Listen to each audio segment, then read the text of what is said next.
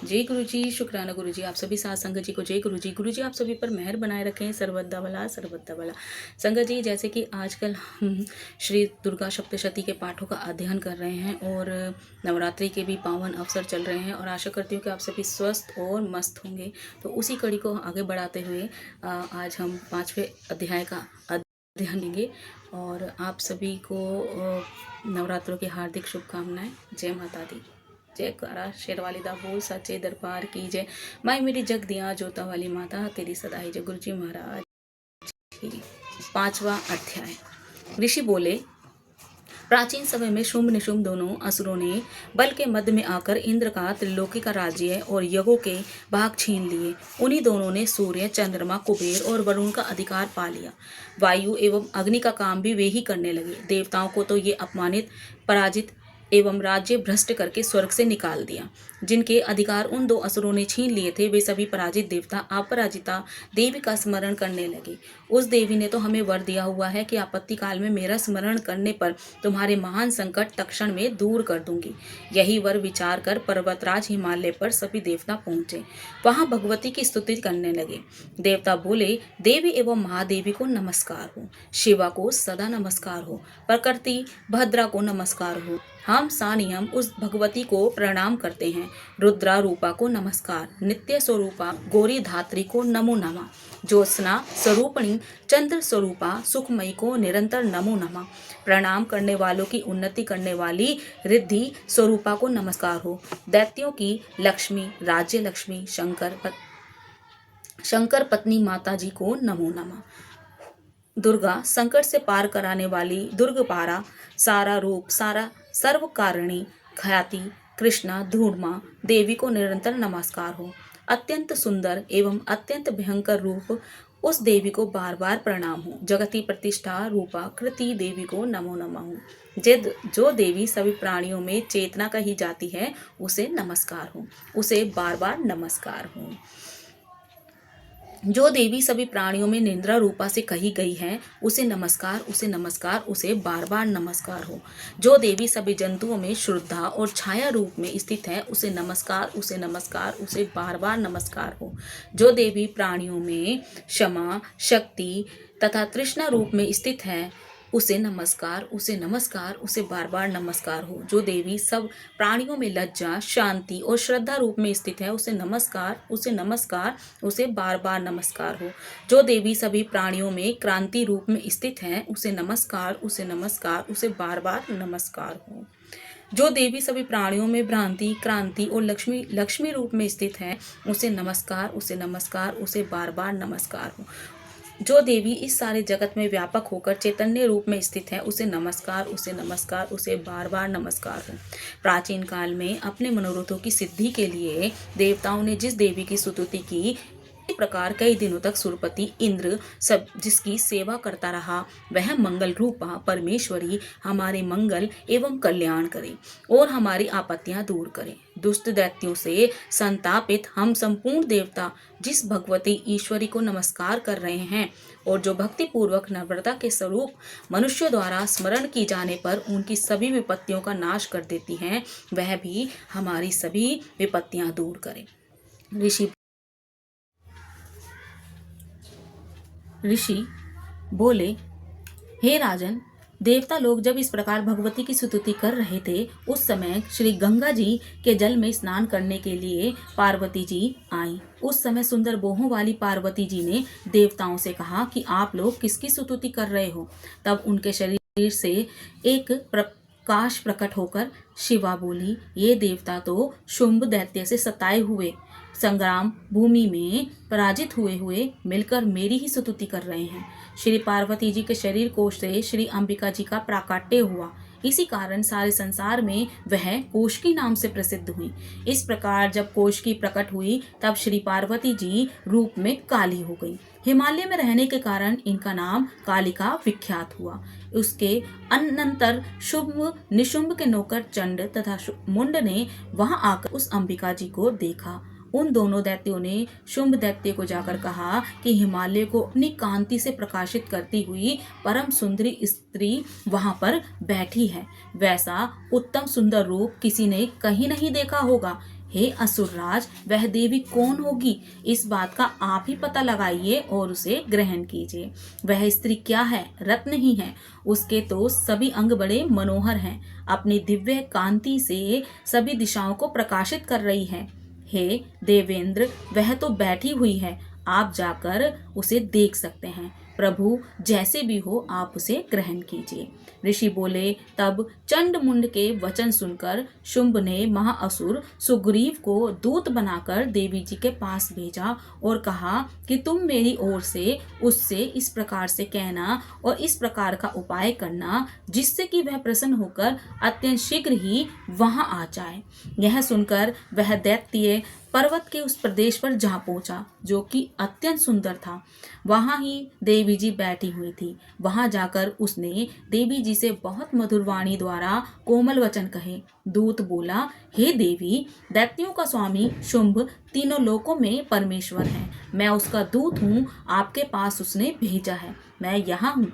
सभी देव जातियों में कोई भी ऐसा देवता नहीं है जो उसकी आज्ञा ना मानता हो। उसने सभी देवता परास्त कर दिए हैं। अब उसके लिए उसका जो संदेश है वह मुझसे सुनिए। उसने कहा, सारी त्रिलोकी मेरी हो चुकी है। सभी देवता मेरे अधीन हैं। सभी यज्ञ भाग पृथक पृथक करके ही मैं पा रहा हूँ। त्रिलोकी भर में उत्तम सभी रत्न मेरे अधीन हो चुके हैं। उसी प्रकार इंद्र के वाहन श्रेष्ठ ऐरावत हाथी को मैंने छीन लिया है। देवताओं ने शीर्ष समुद्र से उत्पन्न उच्छिष्व नामक अश्व रत्न प्रणाम करके मुझे भेंट कर दिया है। और जितने भी देव गंधर्व एवं नागों के पास रत्न रूप वस्तुएं थी वे सबकी सब हे सुंदरी मेरी हो चुकी हैं। हे देवी, अब हम तुमको स्त्रियों में एक रत्न मान रहे हैं। इस कारण अब आपको भी हमारे पास आ जाना चाहिए, क्योंकि हम तो रत्न के भोक्ता हैं। अब हम तुम्हारी इच्छा है कि मुझे या मेरे पराक्रमी भ्राता निशुंभ को इन दोनों में से किसी एक को वर लो, क्योंकि तुम रत्न रूप हो। मेरे साथ विवाह कर लेने से तुम्हें अतुल ऐश्वर्य प्राप्त हो जाएगा। यह अपनी बुद्धि द्वारा सोच ले, फिर मेरे साथ विवाह कर ले। ऋषि बोले। जब इस प्रकार देवी से दूत ने कहा तब वह जगत को धारण करने वाली भगवती देवी जी गंभीर होकर मंद मुस्कान करके बोली, हे दूत, तुमने जो कुछ कहा वह सत्य है, मिथ्या कुछ भी नहीं है। इसमें संदेह नहीं कि शुंभ त्रिलोकी का स्वामी है और निशुंभ भी वैसा ही है। परंतु मैंने भी प्रतिज्ञा की हुई है, उसे किस प्रकार से मिथ्या करूं।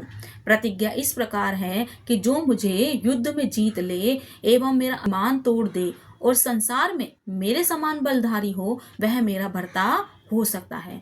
शुंभ आए अथवा महाअसुर निशुंभ आ जाए, मुझे जीत कर मेरा शीघ्रता से पाणी ग्रहण करे।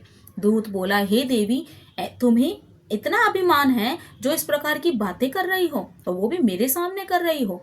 कहो भला, त्रिलोकी में ऐसा कौन सा पुरुष है जो शुंभ निशुंभ का सामना कर सके? सारे देवता तो दूसरे दैत्यों का सामना भी नहीं कर सकते। तू तो स्त्री है, फिर अकेली है। युद्ध भूमि में इंद्रादिक सभी देवता जिन शुंभ आदि दैत्यों के सामने ना ठहर सके, भला तू स्त्री होते हुए उनका सामना कैसे कर सकेगी?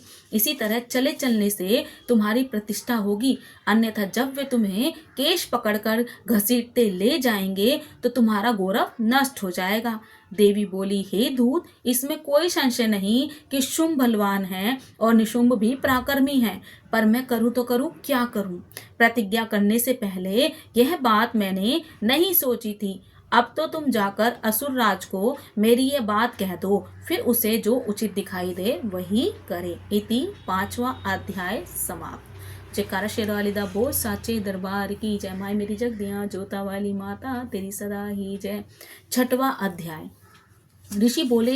देवी जी का इस प्रकार वचन सुनकर दूत क्रोध से लाल होकर वहां से चला आया। आते ही दैत्यराज को विस्तार के साथ सारी बातें सुना दी। दूत के वचन सुनते ही दैत्यराज क्रोध से भर गया। दैत्यों के सेनापति ध्रुमलोचन से बोला, हे ध्रुमलोचन, तुम देर मत करो, अपनी सारी सेना के साथ वहां जाकर उस दुष्टा को केशों से पकड़कर बलपूर्वक घसीटते हुए यहाँ जल्दी ले आओ।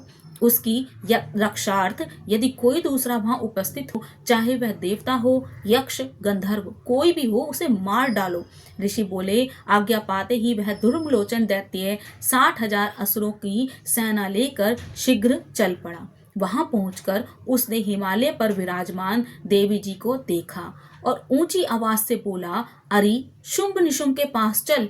यदि अभी भी प्रसन्नता पूर्वक मेरे स्वामी के पास नहीं चलेगी तो स्मरण रख, तुझे बालों से पकड़कर घसीटते हुए बलपूर्वक मैं ले जाऊंगा। देवी बोली, इसमें संशय नहीं कि तुम्हें दैत्येश्वर ने भेजा है। तुम स्वयं भी बलवान हो, बड़ी भारी सेना भी साथ लेकर आए हो। इस प्रकार की दशा में मुझे बलपूर्वक ले चलोगे तो फिर मैं क्या कर सकती हूँ। ऋषि बोले। जब इस प्रकार का उसे उत्तर मिला तो ध्रुमलोचन देवी की ओर दौड़ा। तब तो देवी अंबिका जी ने हुंकार के शब्द से उसे भस्म कर दिया। फिर तो असुरों की क्रोध में आई बड़ी सेना तथा अंबिका जी ने एक दूसरे पर तीक्ष्ण बाण, शक्तियां, फरसे आदि बरसाने आरंभ कर दिए। इधर देवी जी का वाहन सिंह भी कुपित होकर भयंकर नाद करता हुआ, अपने बाल फटकारता हुआ असुरों की सेना पर उछल पड़ा। उस सिंह ने कुछ असुरों को पंजों की मार से एवं कुछ को अपने जबड़ों से तथा कई एक असुरों को नीचे पटक कर होठ की दाढ़ों से विदृढ़ करके मार डाला। कितने एक दैत्यों के केसरी ने नाखून से पेट फाड़ डाले। कितने एक दैत्यों का तल प्रहार कर उनके सर धड़ से पृथक कर डाले। दूसरों की भुजाएं, सिर आदि छिन्न भिन्न कर दिए। कितनों के पेट फाड़ फाड़ कर गले के बाल फटकारते हुए सिंह ने रुधिर पान किया।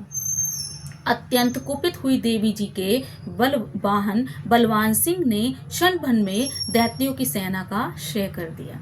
देवी जी ने उस असुर ध्रुमलोचन को मार डाला। देवी जी के वाहन सिंह ने भी सारी सेना का क्षय कर दिया। शुंभ ने जब यह सुना तो उसके क्रोध का पारा चढ़ गया, उसके होंठ कांपने लगे। झट शुंभ ने चंड मुंड दोनों दैत्यों को आज्ञा दी, हे चंड तथा मुंड, तुम दोनों बड़ी भारी सेना लेकर वहां पहुंचो। उसे जल्दी से यहाँ ले आओ। उसे बालों से खींचकर अथवा बांध कर ले आओ। यदि इस प्रकार लाने में तुम लोगों को संशय हो तो युद्ध करो। सभी प्रकार के अस्त्र शस्त्रों से सारे असुर मिलकर उसको मार डालो। उस दुष्टा के मर जाने पर एवं सिंह के भी मर जाने पर जिस दशा में अंबिका पड़ी हो, उसे बांध कर अपने साथ शीघ्र ले आओ। इति छठा अध्याय समाप्त। जयकारा शेर वाली दा बोल साचे दरबार की जमाए मेरी जग दिया, जोता वाली माता तेरी सदा ही जय। संगत जी, मैं आज अपनी वाणी को यहीं विराम दूंगी। जय गुरु जी, शुक्राना गुरु जी, जय जय गुरु जी।